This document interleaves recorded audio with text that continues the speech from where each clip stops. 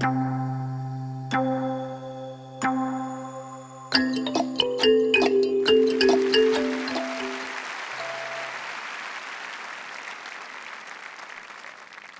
2001, I was a brand new, shiny doctor planning to save the world.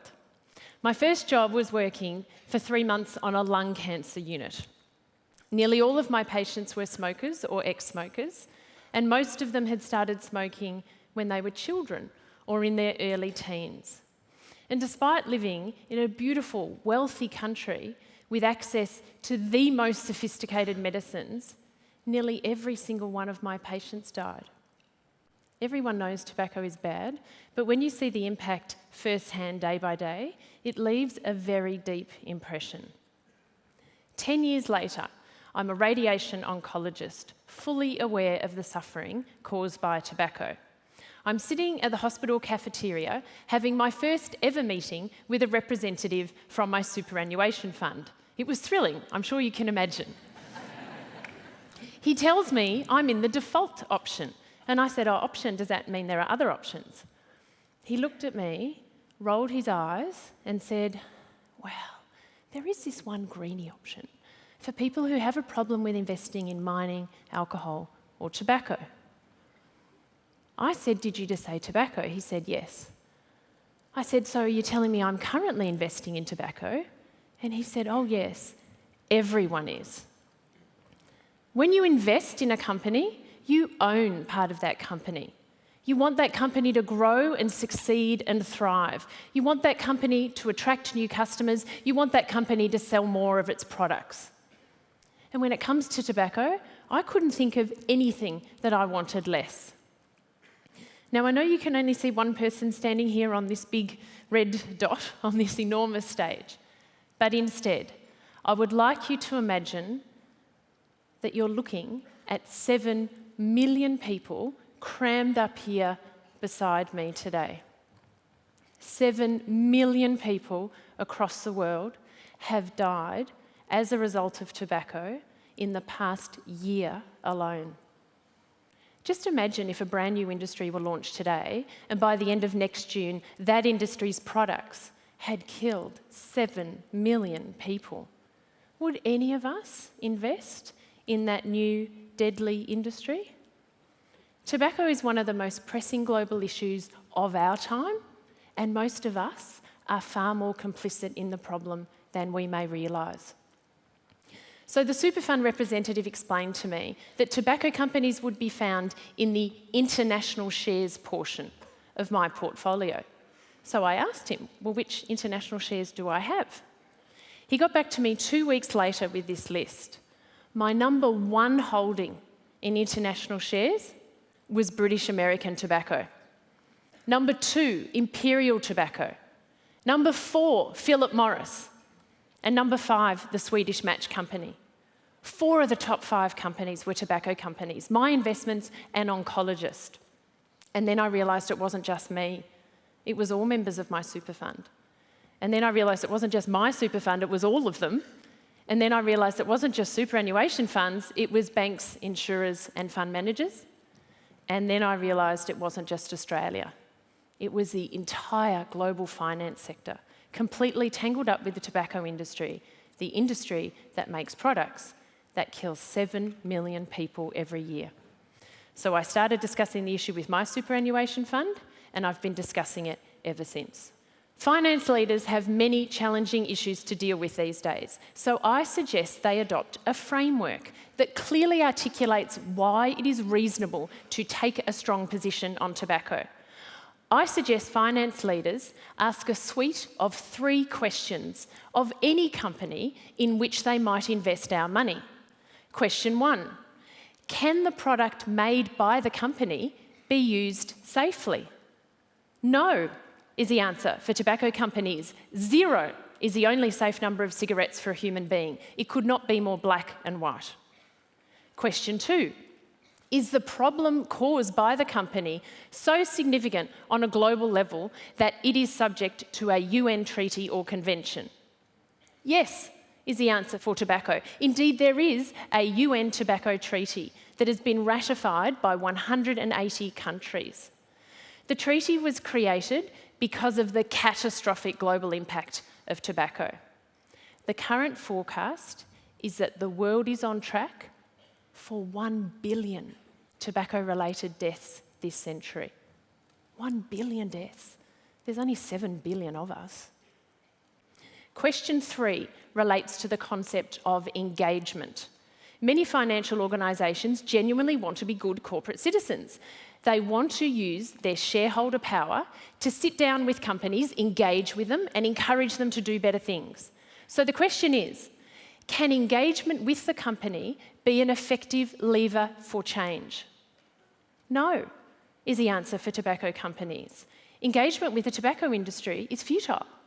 The only acceptable outcome would be if tobacco companies ceased their primary business. In fact, engagement with the tobacco industry has never led to less human death. When we consider that framework, 3 simple questions, we can see that it is reasonable and defensible to take a strong position and exclude investment in the tobacco industry. In addition to the UN Tobacco Treaty, there is in fact another global treaty that demands that we act on tobacco. In 2015, the UN adopted the Sustainable Development Goals. Now, we're talking about tobacco, and I know you're going to jump straight to number 3, good health and well-being. And indeed, ramping up tobacco control regulation is essential if we are going to achieve that goal. However, look a bit more deeply, and you will find that 13 of the 17 goals cannot be achieved unless there is a major shake-up of the tobacco industry. Personally, my favourite goal is number 17, partnerships for the goals. At present, we have the entire global health sector doing everything it can to help the tidal wave of patients suffering as a result of tobacco. But that said, in the past year alone, 7 million people have died, so clearly that is not enough. We also have governments aligned on tobacco, 180 of them, busily trying to implement the provisions of the UN Tobacco Treaty. But that too is not enough. If the global finance sector continues to lend money to tobacco companies, to invest in tobacco companies, and to strive to profit from tobacco companies, we are working against each other. Now, if we are going to disrupt what doctors call the global tobacco epidemic, we need every sector of society to stand side by side and be part of the solution. So I call on finance leaders to implement a framework to deal with sensitive issues, and I call on them to uphold global conventions. But in addition, there are business risks, pure financial risks associated with being invested in the tobacco industry over the long term, and I ask finance leaders to consider them. The first risk is that fewer and fewer people will smoke as a result of increasing tobacco regulation. When these warnings were put on cigarette packets in Canada, the first response of smokers was to give them right back to the salespeople and say, could you please just give me the ones that say they'll kill me? Regulation gets noticed. Regulation reduces consumption, and we have 180 countries committed to more regulation. Let's talk about litigation and the risk that presents. At present, it's the business model of the tobacco industry that is being challenged. Currently, the tobacco industry externalises all of the health costs associated with tobacco. Governments pay, communities pay, you pay, I pay. The tobacco industry externalises all those costs worth an estimated $1 trillion per year. Yet they internalise and privatise the profits. In 2015, in Quebec province, the courts determined that the tobacco industry was indeed responsible for those health costs and ordered them to pay $15 billion. That case is under appeal, but it begs the question, why should any of us in any country be paying for the costs of the tobacco industry? Let's move on to supply chain and the risk there. It is not well known, but the tobacco industry significantly relies on child labour.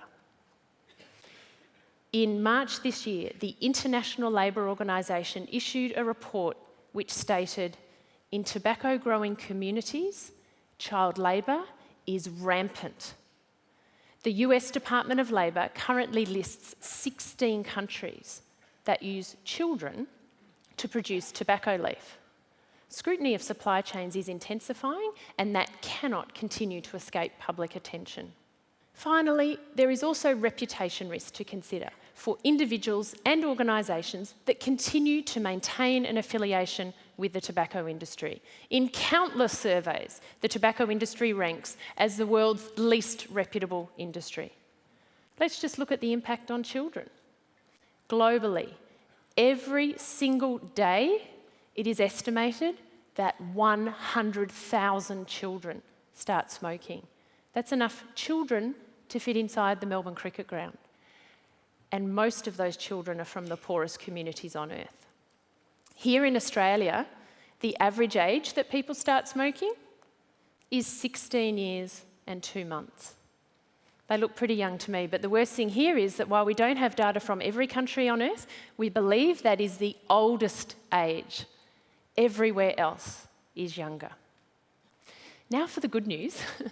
Things are changing. The finance sector is coming to the party. After around 2,000 meetings with finance leaders, primarily in the cafes of Melbourne and Sydney and London and Paris and New York and all across the globe, momentum moving away from investment in the tobacco industry is starting to snowball. Finance leaders are alarmed when they're presented with the facts, and overwhelmingly, they want to be part of the solution. Here in Australia, we now have 10,636,101 superannuation accounts that are tobacco-free. That one is mine, by the way.